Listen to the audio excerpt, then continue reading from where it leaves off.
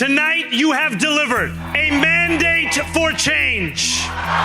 নিজেকে ডোনাল্ড ট্রাম্পের সবচেয়ে খারাপ দুঃস্বপ্ন বলে বর্ণনা করেছেন জোহরান মামদানি। বুধবার ভোরে নিউ ইয়র্কের মেয়র পদে জয়ের পর সমর্থকদের উদ্দেশ্যে ভাষণ দেওয়ার সময় তিনি বলেন তার কাছে পরিবর্তনের ম্যান্ডেট রয়েছে।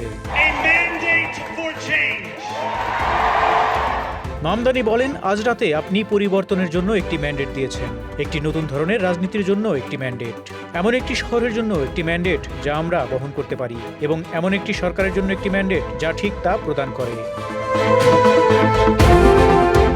নিউ ইয়র্ক শহরের প্রথম মুসলিম মেয়র এবং দক্ষিণ এশীয় পিতামাতার ঘরে উগান্ডায় জন্মগ্রহণ করেন মামদানি। এ বিষয়ে তিনি বলেন, আমি মুসলিম, আমি একজন গণতান্ত্রিক সমাজতান্ত্রিক, এবং সবচেয়ে জঘন্যতম বিষয় হলো আমি এর জন্য কোনো ক্ষমা চাইতে অস্বীকার করি।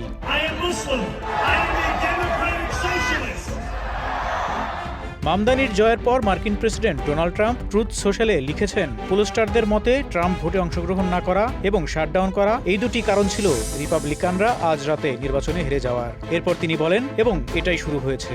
যদিও তিনি কি বোঝাতে চেয়েছিলেন তা স্পষ্ট করেননি। মেয়র নির্বাচনে 50%-এরও বেশি ভোট পেয়েছেন মামদানি। তারপরের অবস্থান স্বতন্ত্র প্রার্থী কুমো পেয়েছেন 41.6% এবং রিপাবলিকান কার্টিস লিওয়া পেয়েছেন 7.1% ভোট। ফারুক শিমুল, ঢাকা এক্সপ্রেস।